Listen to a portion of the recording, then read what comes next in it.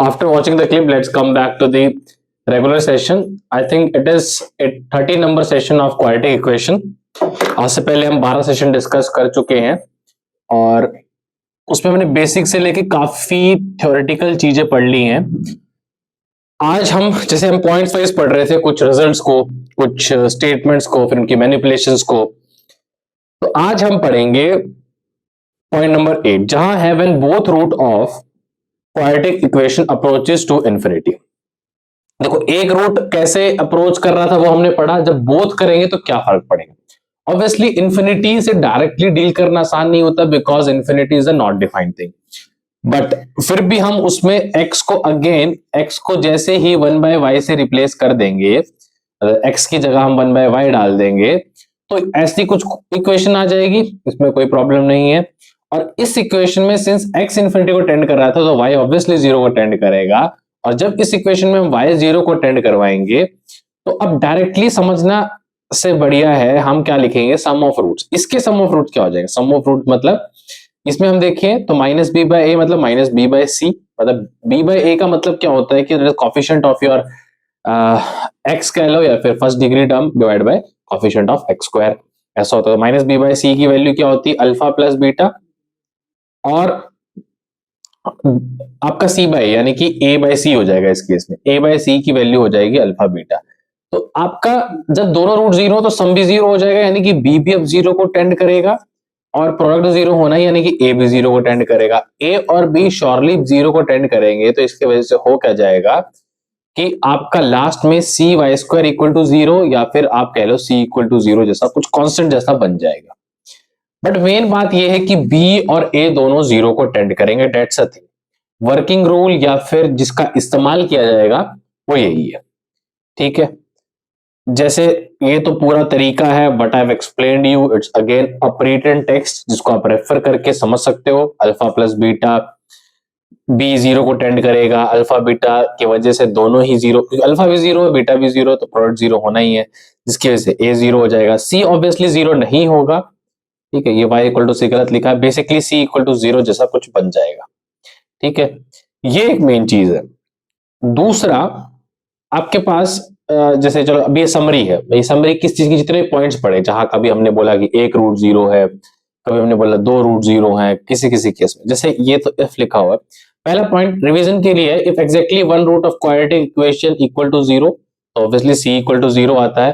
तरीका आपको पता ही है कैसे करते हैं हम इस चीज को, क्योंकि याद हो तो आपको, अगर वन रूट 0 में अगर आप देखो तो x² plus bx plus c equal to 0 में आप x 0 पुट कर दो तो c इक्वल टू 0 वैसे ही आ जाएगा. फिर both of the quadratic equation, both root of quadratic equation equal to 0 में आप कई चीजें मैनिपुलेट कर सकते हो. ठीक है, जैसे इसमें अल्फा प्लस बीटा 0 करके, जैसे -b/a एंड अल्फा बीटा 0 करके c/a, तो c भी 0 आ जाएगा आपका, b भी 0 आ जाएगा. ठीक है, यहाँ टेंडिंग की बात नहीं है, ये आ जाएंगे. और ax² plus bx plus c में भी अगर आप चाहो 0 पुट करके, तो ये 2-3 चीजें रिड्यूस करी जा सकती है. तो एक रिवीजन ही हो रहा है, वो सारे पॉइंट समराइज हैं एक तरीके से. If roots of the quadratic equation are opposite in sign, space होगा इसमें, आर अपोजिट इन साइन, तो क्या करना है. फिर हमने फोर्थ पॉइंट पढ़ा था, if root of quadratic equation are numerically oppose equal but opposite in sign, ये पढ़ा था. आई एम जस्ट समराइजिंग, मतलब ये सब पढ़ चुके. If one root is 1, if one root is reciprocal of other, if exactly one root approaches to infinity होगा ये, टू इन्फिनिटी. और 8th पॉइंट जो अभी जस्ट पढ़ा है, बोथ रूट्स अप्रोच इन्फिनिटी.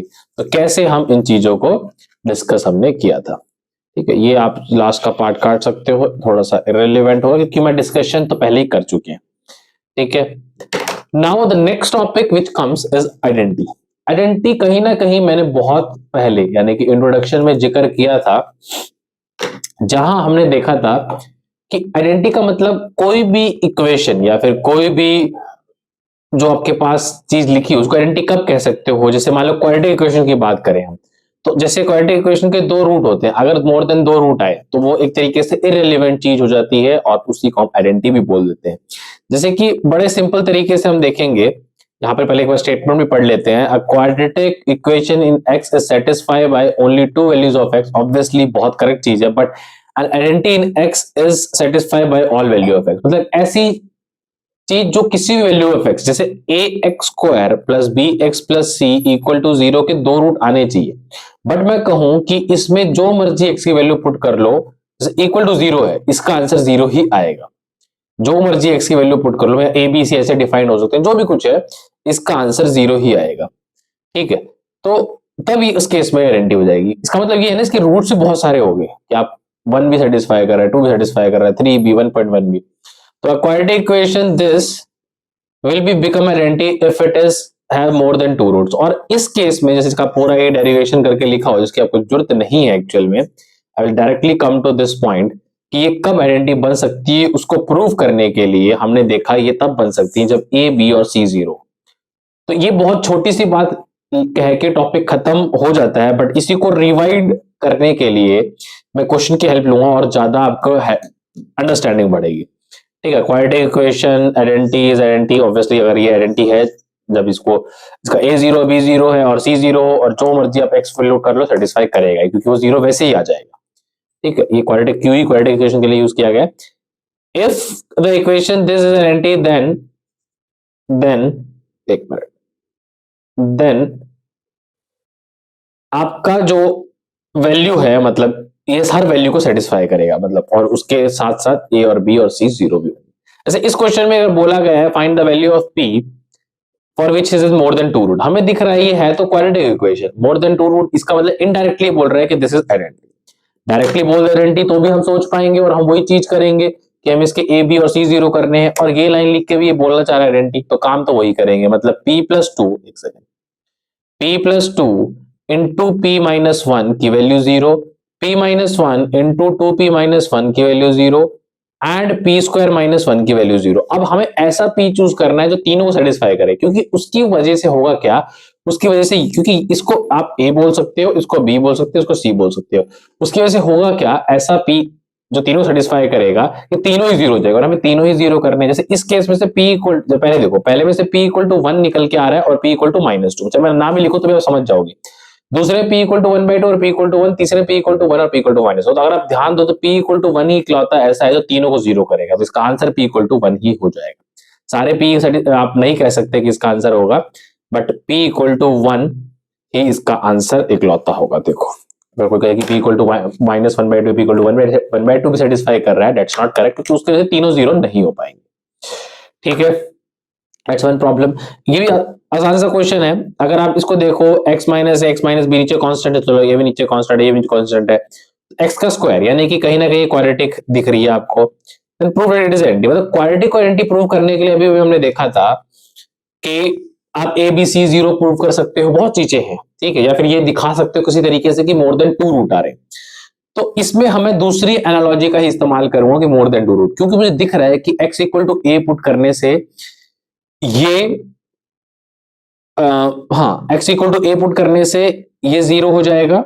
ठीक है, और ये और ये 0 हो जाएगा, और इधर वाला अगर आप ध्यान से देखो तो कट के 1, तो 1 इक्वल टू 1, मतलब x equal to a satisfy कर रहा है।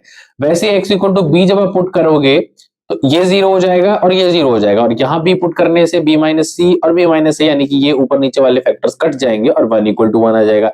सिमिलरली x इक्वल टू सी से भी।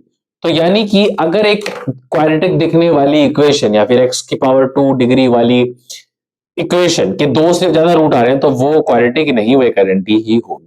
ठीक है, क्योंकि 3 रूट हमने लाके प्रूव कर दिया ना, और दूसरा तरीका हम जानते ही हैं, बट उसमें मल्टीप्लाई करके कुछ ना कुछ तगड़मबाजी लगाने से बढ़िया है कि इस तरीके से प्रूव कर दे, हार्डली 2-3 स्टेप पे प्रूव हो जाएगा। और ये लर्निंग के स्टेप है, obviously prove not going to come in your examination, but this theory and this subjective approach going to help you to solve lot more question.